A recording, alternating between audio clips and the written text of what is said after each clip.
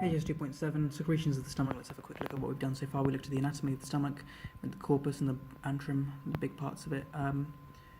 Looked at look at the layers involved, such as the mucosa with the gastric glands. Looked at the different cells involved, such as mucus cells, parietal cells, chief cells, D cells, and G cells, and ECL cells at the bottom there, on the side. And looked at what they produced.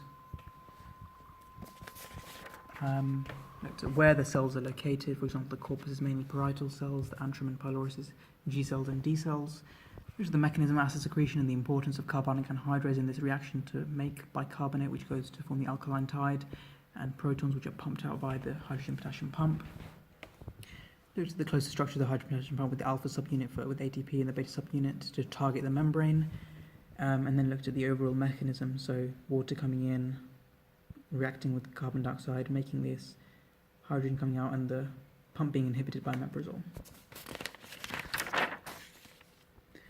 Then have a look at sort of what controlled the acid secretion from the parietal cells. Remember, it's the three things cause it: acetylcholine, histamine, and gastrin. Somatostatin inhibits it. And then looked at sort of how somatostatin inhibits. Well, it has different effects. It has D cells of the corpus. This is the antrum. Somatostatin acts on the SSC receptor. Somatostatin receptor inhibits adenyl cyclase, so therefore histamine-mediated acid secretion. And somatostatin is produced by the D cells. Then looked at the gastric phase of acid secretion, so the different steps involved as the food enters the stomach, which is corpus distension, so you want acid production. Then the food enters the antrum, causing antrum distension, so you want acid production. And then once all the acid is in the stomach, then it's going to change the luminal environment. You want less acid, so it's going to, in the antrum luminal environment, is going to stimulate the D cells to produce somatostatin to inhibit the acid. Then obviously the food is going to enter the duodenum and jejunum, so the acid and fat from the chyme and the food is going to cause, you want to inhibit the acid secretion once the acid is in the duodenum. So the duodenal S cells produce secretin, which inhibits acid secretion indirectly, and cholecystokinin, which inhibits parietal cell acid secretion directly on parietal cells. Looked at the pharmacological inhibitors and why you might need them. Pharmacological inhibitors being proton pump inhibitors and histamine receptor antagonists. Looked at vagotomy to reduce acid secretion, which stops the acetylcholine secretion, but it also has the side effects of reduced motility. Then looked at the phases of gastric acid secretions, the overall phases, the basal phase, the normal level, the cephalic phase, which is sort of the vagal stimulation before, like the thought of food, then the distension itself causing the gastric phase, and the very small and insignificant intestinal phase. The next cells we looked at were the chief cells. Chief cells, remember, they produce pepsinogens, which become pepsin. They're activated by the low pH, and they're also activated, or auto-activated.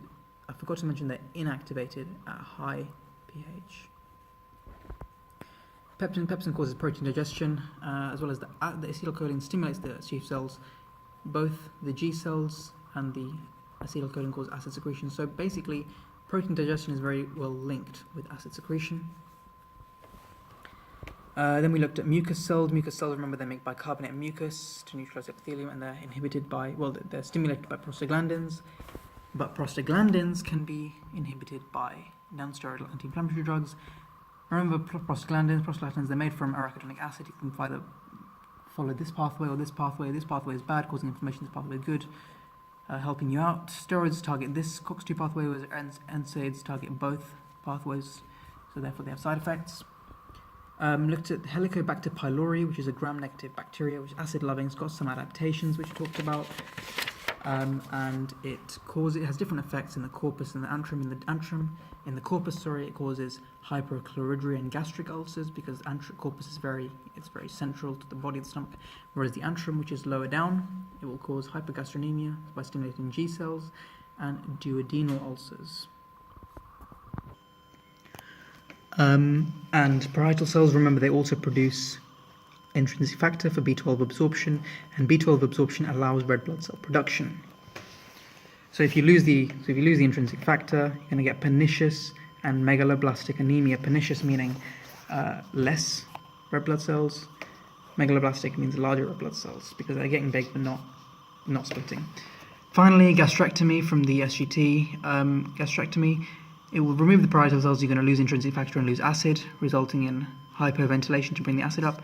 And you will also get into dumping syndrome. Dumping syndrome is the food's going to move way too quickly into the small bowel, drawing water out of the blood, causing dizziness and fainting, and too much insulin release causing hypoglycemia.